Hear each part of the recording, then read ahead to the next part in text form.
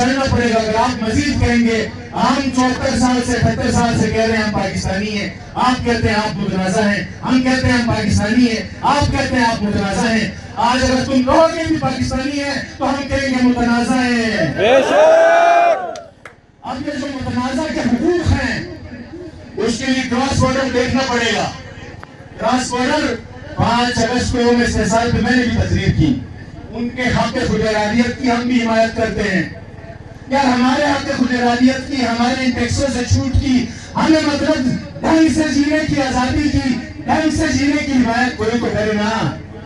जो है बताया आपको रिहान शाह साहब ने बताया कि मसलहत या मुरव्वत। शाही सैयद ने सेनेट के फ्लोर पे एक दफा कहा था मसलहत और बेगैरती में बहुत थोड़ा सा फर्क होता है, थोड़ा सा फर्क होता है। 78 साल बहुत हो गए, मुरव्वत हो गई, मसलहत हो गई, बहुत हो गया। 78 साल हो गए, उसमें या हमारी मसलहत थी या हमारी मुरव्वत थी या बेगैरती थी, जो भी थी। अब हमसे पूछते हैं, मैं वोट लेके आया हूँ, यहाँ पे अक्सर मेरे वोटर बैठे हैं, वोट लेके आया हूँ, हमसे पूछते हैं यार तुम्हारा वहां तो तस्मा भी नहीं आता है। रिहान शाह ने कहा कि मैं ताजिर नहीं हूं, मैं भी ताजिर नहीं हूं। मसला किस चीज का है? मसला इस चीज का है कि अभी जावेद साहब ने भी बताया, रिहान शाह ने भी बताया, हाजी ने भी बताया कि पिछले 78 साल से हमारे बुजुर्गों का जो नैरेटिव था ना, वो अपनी खेतीबाड़ी से अपना उनकी मोबिलाइजेशन महदूद थी। मैं वोट लेके आता हूँ, मुझसे हर बंदे ने रोजगार मांगना है, मैं नहीं दे सकता हूँ, न ये जावेद दे सकता है, न ये कोई और दे सकता है। असेंबली में 33 मेंबरान हैं, नीचे जिला काउंसिल्स बनेगी, उसके मेंबरान जितने ब्यूरोक्रेट्स हैं वो सारे सब मिलके भी सबको रोजगार नहीं दे सकते हैं। तो इसलिए इस आवाज में आवाज मिलाना मेरी भी मजबूरी है, इसकी भी मजबूरी है। और मैं उनको भी कहता हूँ जो मेरे बाकी फाजिल मेंबरान हैं, आपकी भी मजबूरी है। जो आप अकेले में बात करते हैं, सबसे पहले जिगरा पैदा करें कि सामने बात करें, सबको ये बताएं आप अकेले में अच्छी बातें करते हैं। आए यहाँ, ये काज न ट्रेडर्स का है, न इंपोर्टर्स का है, न कस्टम क्लियरिंग एजेंट्स का है, न ये बेचारे जो ताजिर इत्तेहाद एक्शन कमेटी है इनका है। ये काज, ये नैरेटिव गिलगित बल्तिस्तान की आने वाली नस्लों का मुस्तकबिल है।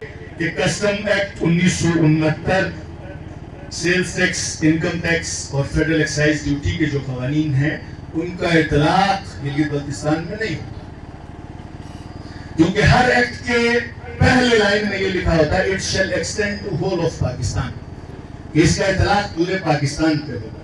और वो पाकिस्तान क्या है, आइन का आर्टिकल 1 आपको बताता है। और हम वो कौन है जो 47 से चीख रहे हैं कि यार इल्हाक की तहरीक चल रही है, अलहदगी की आज भी नहीं चल रही है, न चलाने का कोई मूड है। लेकिन आर्टिकल 1 के अंदर पाकिस्तान की डेफिनेशन है। उन 4 सूबों की भी मैंने आपको मिसाल दी और उसमें से सिर्फ एक सूबे के इस्तेहसाल पे वहां जो होता है उसकी मिसाल आपको दी। वहां पे भी इस तरह के पोर्ट से तिजारत होती है। वहां पे ईरान का डीजल आता है, वो लेजिटिमेट है। वहां की असेंबली कहती है जी कि लीगलाइज स्मगलिंग करने दी जाए।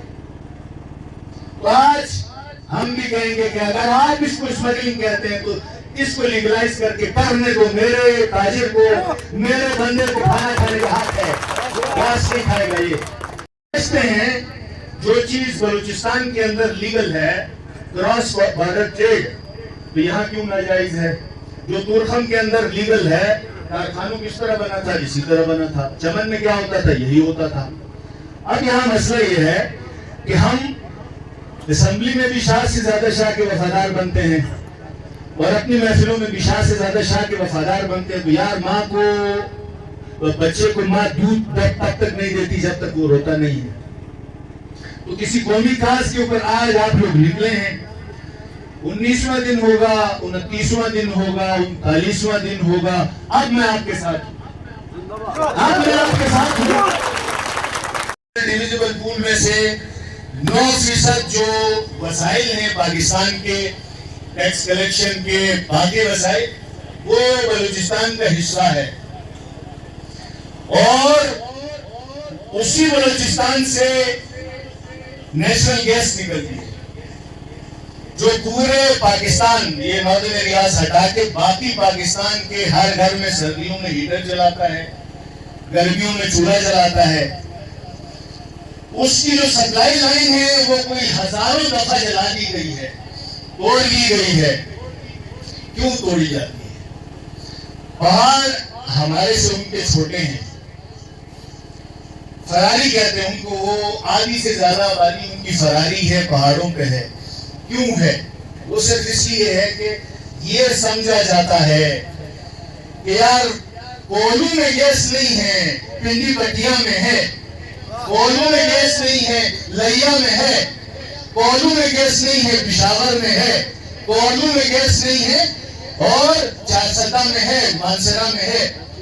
تو پہلا استحصال جو محسوس ہوتا ہے بلوچستان میں، ریسورسز ملنے کے باوجود، این ایف سی میں 9.9% شیئر ملنے کے باوجود، وہ کہتے ہیں ہمارا استحصال ہو رہا ہے۔ اٹھایا ہے یہ جو کہتے ہیں نا ٹیکس فری، تو کسٹم ڈیوٹی ہم دیں گے، کسٹم ڈیوٹی بھی ہم نہیں دیں گے۔ کسٹم ڈیوٹی اس لیے نہیں دیں گے کہ کسٹم ڈیوٹی بنتی نہیں ہے۔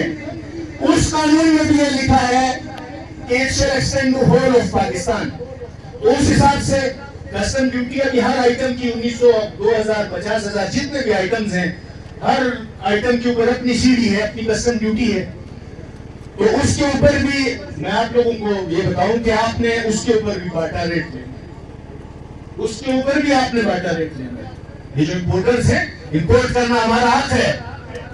Gilgit Baltistan tax free zone بنے گا، یہاں سے آگے اپنے قوانین لاگو کریں، یہاں سے آگے لے کے جائیں۔ یہاں بھی کرنا چاہتے ہیں تو گلگت بلتستان کا اپنا جو ہے وہ اسپیشل کسٹم زون اتھارٹی بنائیں، اسپیشل کسٹم اتھارٹی بنائیں۔ ہم ریاست کے خلاف نہیں ہیں، ہم پاکستان کے خلاف بات نہیں کرتے ہیں، لیکن گلگت بلتستان کے 22-25 لاکھ لوگوں کا یہ حق ہے۔ تم ہر چیز ہمیں توڑ کے مت دو۔ تنگ آ چکی ہے یہ قوم، 6 کلو گندم، 2 کلو نمک، جہاز کی کرائے پر 4 روپے سبسڈی نہیں چاہیے۔ حق ہے ہمارا، 200 ارب کی لانا چاہیں گے، 200 ارب کی لائیں گے۔ جتنے چلانا چاہیں گے یہاں سے اندرون پاکستان جو بھی لے کے جانا چاہتا ہے لے کے جائے، اپنے حدود میں اپنا ٹیکس کلیم کرے۔ غریب کے پاس 200 ارب روپے ہے، 200 ارب کی لے کے آئے گا۔ تم کو نہ پیمانہ لگانے والے کہ میں تمہیں 10 گز کپڑا دوں گا، 10 جو کنٹینر سیمنٹ دوں گا، 10 کنٹینر سریا دوں گا، 10 جوڑے جوتوں کے دوں گا، نہیں۔ گلگت بلتستان کے لوگوں کا اتنا ہی حق ہے، ہم تم سے بڑے وفادار ہیں۔ یہ ملک، اس ملک کی آبیاری ہے، گلگت بلتستان کے شہداء کا خون ہے۔ صرف ایک ضلع خزر میں 22,000 شہداء زر، 22,000 صرف ایک ڈسٹرکٹ خزر کی بات کر رہا ہوں میں آپ کو۔ نو ٹیکسیشن وداؤٹ ریپرزنٹیشن، تو اس کو آخری انجام تک لے کے جانا ہے، اور اس کا آخری انجام آپ کا ٹیکس فری زون ہے۔ اب یہاں پہ بڑی تفصیلی گفتگو ہوئی، میں اس کو دوبارہ گفتگو نہیں کروں گا اس پہ۔ 1300 کلومیٹر دور سے، 800 کلومیٹر دور سے، 900 کلومیٹر دور سے، صرف اشیاء خوردنوش اگر آپ کیلکولیٹ کریں، میں وزیر خزانہ رہا ہوں تو ایک محتاط تخمینہ میں نے خود، چونکہ ڈائریکٹ ٹیکسز ہم دیتے نہیں ہیں، انڈائریکٹ ٹیکسز کے اوپر ہم نے ایک ورکنگ کی تھی، تو ایک محتاط تخمینے کے مطابق اس وقت بڑا محتاط تھا، رف تھا، وہ 22-23 ارب روپے کی ایڈیبلز جو اشیاء خوردنوش اور باقی ضرورت کا سامان ہے، وہ گلگت بلتستان کی حدود میں اندرون پاکستان سے آتا ہے۔